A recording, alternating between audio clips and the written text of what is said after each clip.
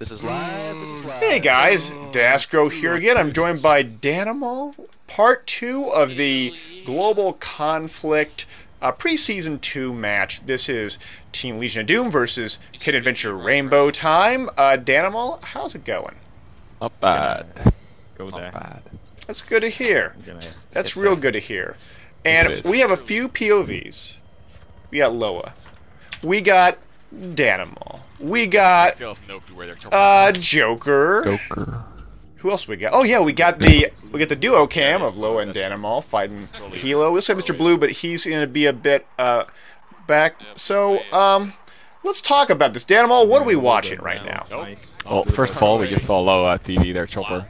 Oh, very nice. At least he did, so that's a good break. Second of all, it's round 2. I don't know if any of you saw last video, but that was round 1. We're switching sides. Normally, when a team attacks a territory, they attack from the same side every single round. But because this is pre-live, both teams want to play on both sides. So that's what happened, and both teams are playing both sides. So now we switched rounds, and we're playing RU instead of US. So yes, that's what's going on. No. You mentioned that they don't normally switch sides. What's that about? Describe that. Global Conflict works with a risk system, which basically gives meaning to every battle, and that means that when it's basically like both armies are playing Risk, but instead of rolling dice, they're playing a game of Battlefield. And to make the defenders have quote-unquote the defender's advantage, they get to pick the side they want to play on, and that stays across all the rounds. That's right, and I think that's one of the more interesting things about Global Conflict is that usually you play basically one side and you keep on playing at one side, and one side has an advantage over the other for the most part for most of these maps. We're looking at Mr. Blue 9, by the way. Javelin like a boss. How do you like? I'm not a huge fan of the javelin, mostly because it kills me a lot. So, but I think it's really good on vehicle-heavy maps like this, especially if you're coordinated well with your team, which is obviously very doable in a competitive situation like this. If you get some stingers up, I mean some flams up and some javas up, and it's pretty good. And their chopper quite often runs laser painter as well, which again synergizes really well with that. So. Oh, I bailed Loa. That makes sense. Oh no! Yeah, if you look at our camera, you might have seen me bail there. Whenever I fly the chopper, I do some complicated maneuvers every once in a while. I see my fingers dance around the keyboard, and every once in a while they hit the wrong button, and I bail the chopper. But, that happens to the best of us. That happens to the best of us. Yeah. It does. It does. Still looking at the Helo dual cam. You guys are still laughing your asses off over the whole thing. Yeah.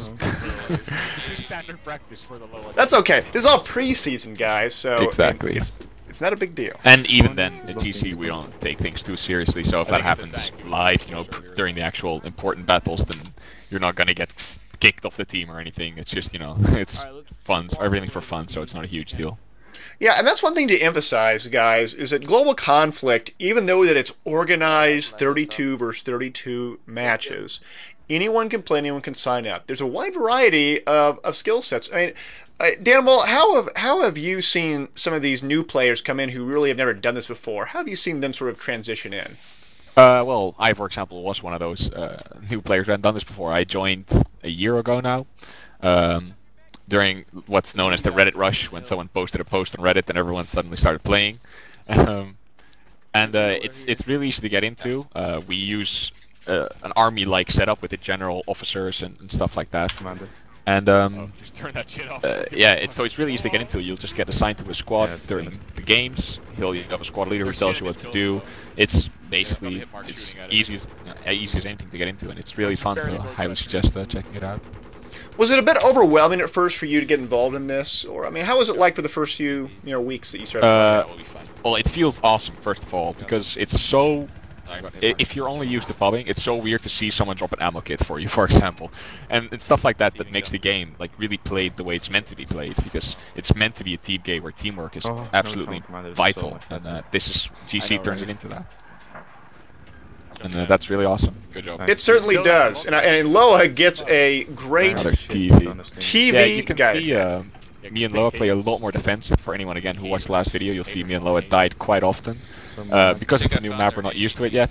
This time we're trying to adapt to the new map being hard to be aggressive on, so you'll see us be a lot more defensive. I'm gonna hover long ranges and try and get Loa long range TVs and zoom optic shots on tanks and infantry. and works pretty well.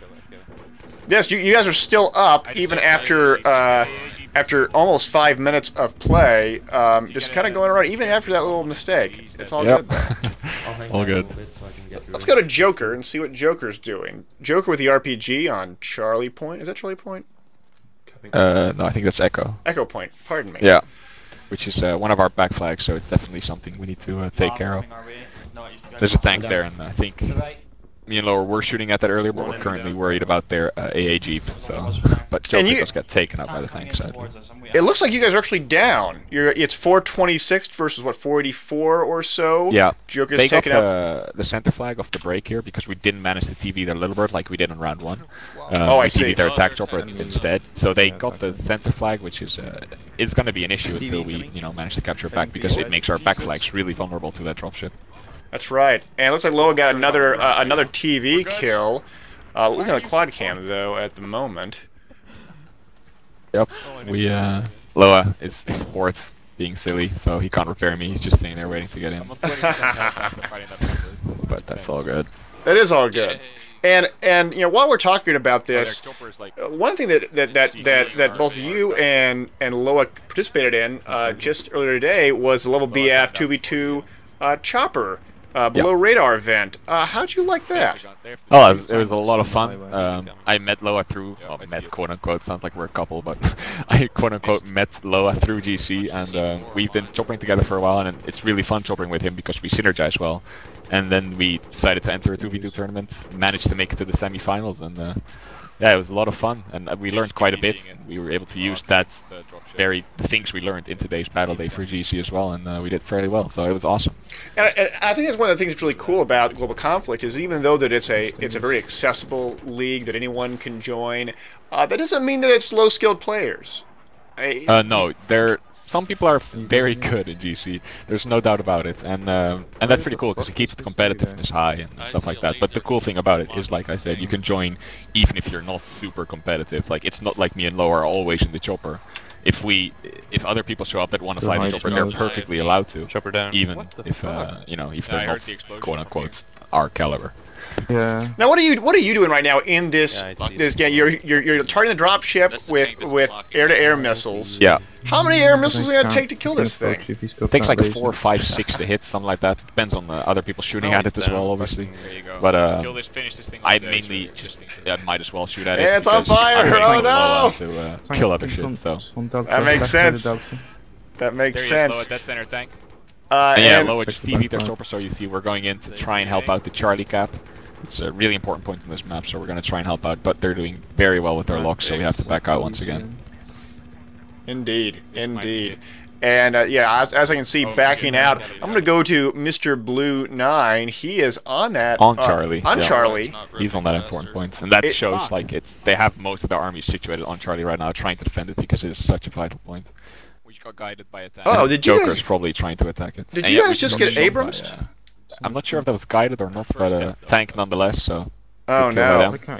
What, for death in like 10 minutes or something like that? I don't know. It is. I think it's not bad. And it looks like now that Kid Adventure Rainbow Time is up by almost 100 tickets right now.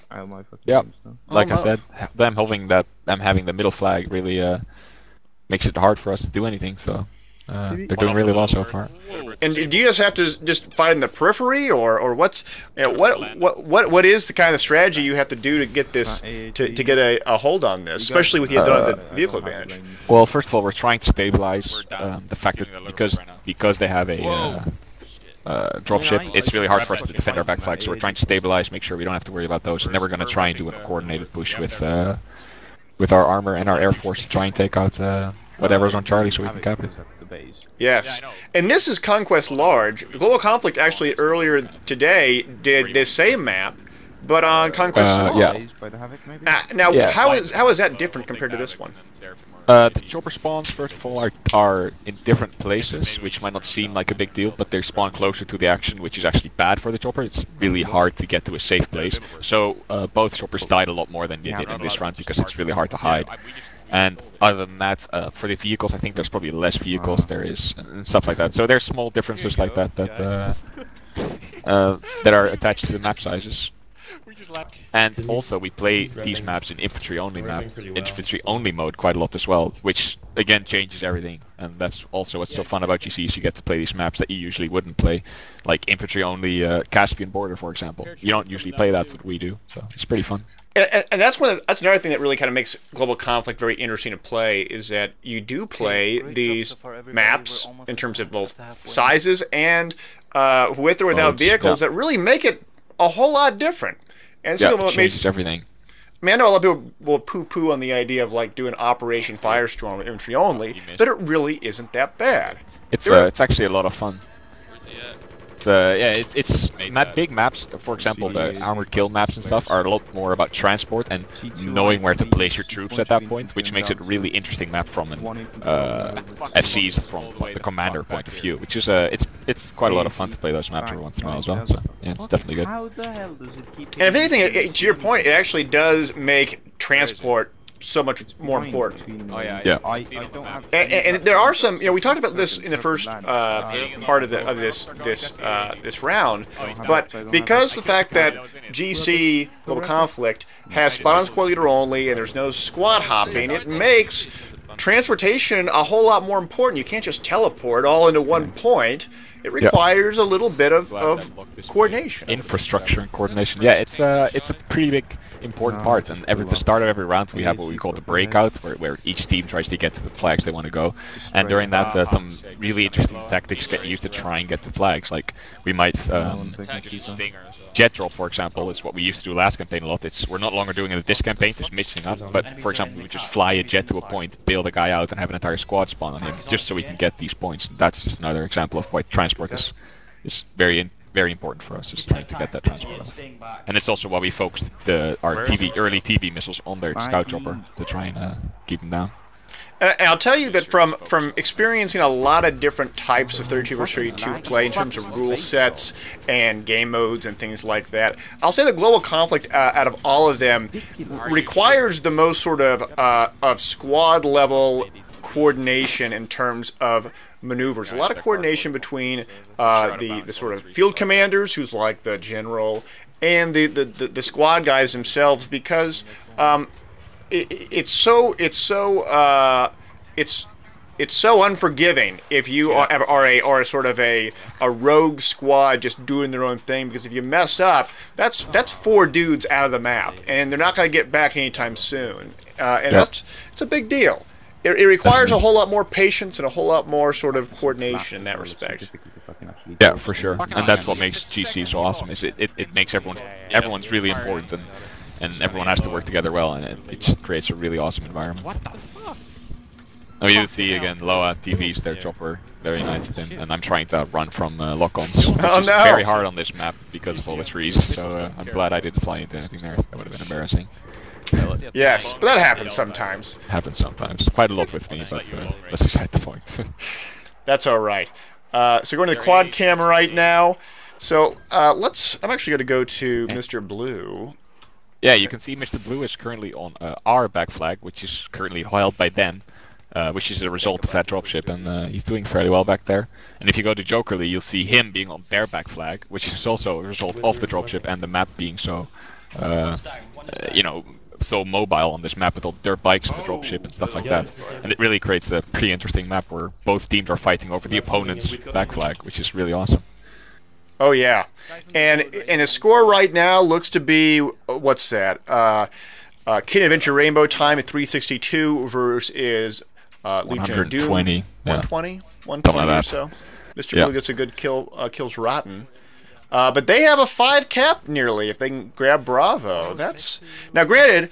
The final score was what? What was the final score first round? Do you remember? 330, I think. 34, yeah, 330. And so if this was played by tickets, and which GC really isn't usually played by tickets, no. The Legion of Doom only has to get another 15-20 tickets off Kitten Adventure Rainbow time in order to get the technical victory. Yeah, well, yeah, we hardly ever play stuff off by tickets. well, Now, why this is was that? also Can you talk pre-live. about why that is? Well, this was pre-campaign, so this map battle was quote-unquote unimportant. It was just both armies getting to know each other and, you know, getting settled, basically. And during the campaign, like I said, we played a risk system, and that basically means that each territory on the risk map has a number of divisions defending, and then every time you attack a territory, you attack that map with a number of divisions. And every time you win a round on a map like this, you kill one of the divisions, either defending or attacking. So tickets don't really matter. Winning by 1 ticket is just as good as winning by 30 or 300 tickets. And that's it creates... It makes it a bit more forgiving, because if you have a really bad round, it's just as bad as having a really close round that you lost, and that's pretty interesting. And we do get a lot of really close rounds as well. I mean, it's very analogous to the actual board game Risk, where if you're trying to get a high dice roll, if you get a 12 and the other team gets a 2, doesn't matter, versus you getting a 7 and them getting a 6. It doesn't matter. I mean, because as long as you win that roll, you got it. And that's the same thing here with Global Conflict. Yep. So let's go to the Helo cam.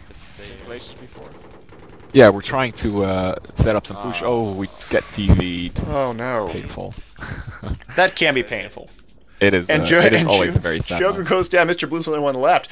324 to 43. Mr. Blue also goes down. Oh wow, everyone's dead. And it looks as if that we've lost your stream. That's okay. We're gonna look at this Loa Joker and Mr. Blue right now. There's only a few tickets remaining. Less than 30. Yeah. Like they've had the center flag pretty much all game, and it's really hurting us quite badly. We're not able to deal with all their drops and their back flags and actually get a group push going. Every once in a while you see some armor push in, but if it's not supported by air, then it's just gonna die. And every once in a while you'll see us kill some tanks or some infantry on Charlie, but if it's not supported by armor, it's also gonna die.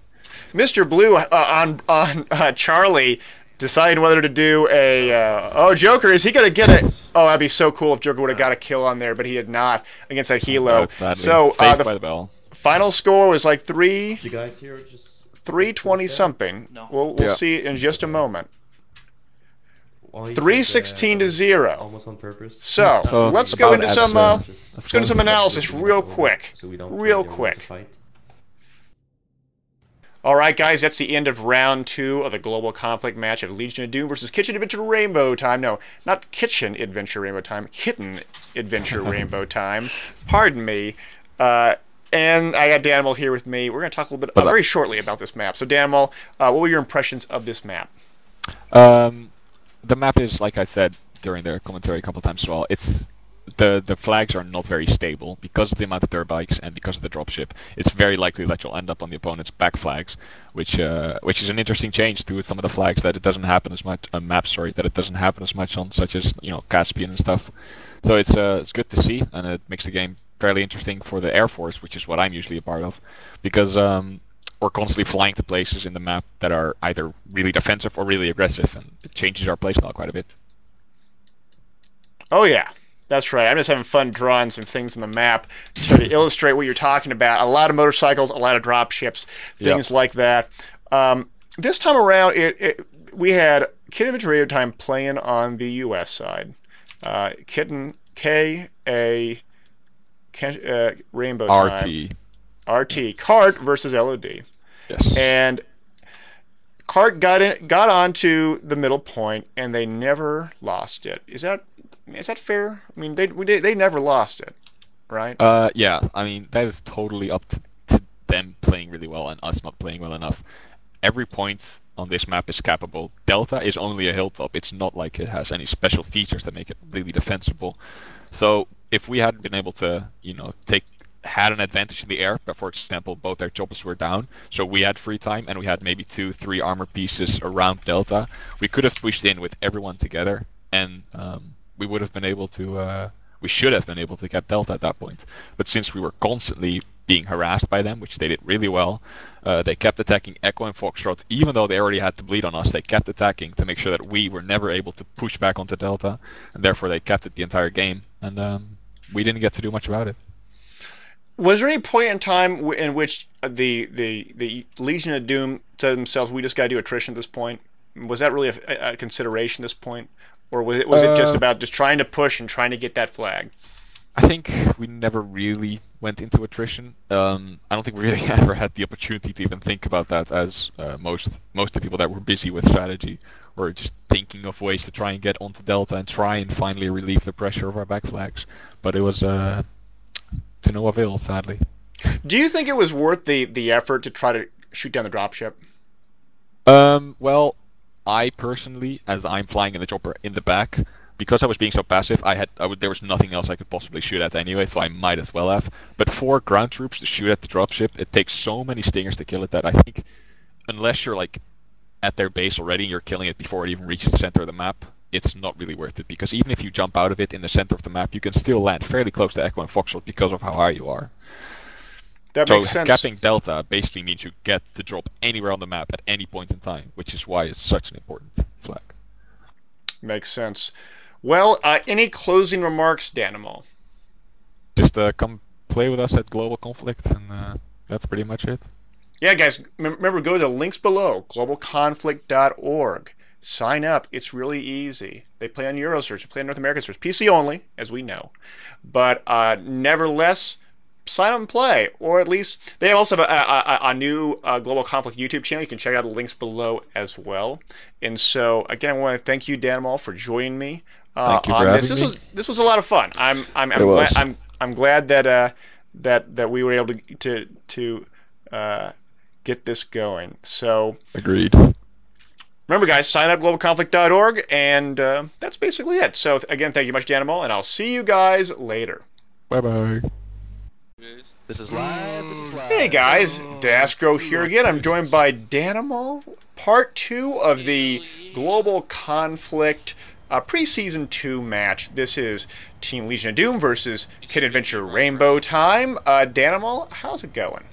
Not bad. Go there. Not bad. That's good to hear. That's real good to hear. And we have a few POVs. We got Loa. We got Danimal. We got Joker. Who else we got? Oh yeah, we got the duo cam of Loa and Danimal fighting Helo. We'll say Mr. Blue, but he's gonna be a bit back. So let's talk about this. Danimal, what are we watching right now? Well, first of all, we just saw Loa TV there, Chopper. Oh, very nice. At least he did, so that's a good break. Second of all, it's round 2. I don't know if any of you saw last video, but that was round 1. We're switching sides. Normally, when a team attacks a territory, they attack from the same side every single round. But because this is pre-live, both teams want to play on both sides. So that's what happened, and both teams are playing both sides. So now we switched rounds, and we're playing RU instead of US.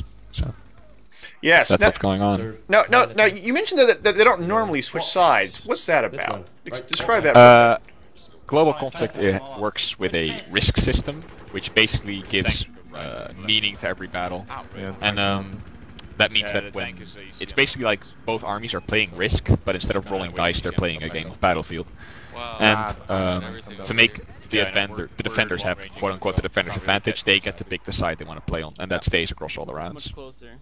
I mean, some SOFLAMs up and some Javas up, and it's pretty good. And their chopper quite often runs Laser Painter as well, which again synergizes really well with that. So.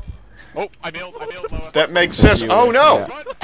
Yeah, if you look at our camera, you might have seen me bail there. Whenever I fly the chopper, I do some complicated maneuvers every once in a while. I see my fingers dance around the keyboard, and every once in a while they hit the wrong button, and I bail the chopper. But, that happens to the best of us. That happens to the best of us. Yeah. It does. It does. Still looking. That's right, and I think that's one of the more interesting things about Global Conflict is that usually you play basically one side and you keep on playing at one side, and one side has an advantage over the other for the most part for most of these maps. And we're looking at Mr. Blue 9, by the way. Javelin like a boss. How do you like? I'm not a huge fan of the Javelin, mostly because it kills me a lot. So, but I think it's really good on vehicle-heavy maps like this, especially if you're coordinated well with your team, which is obviously very doable in a competitive situation like this. If you get some stingers up,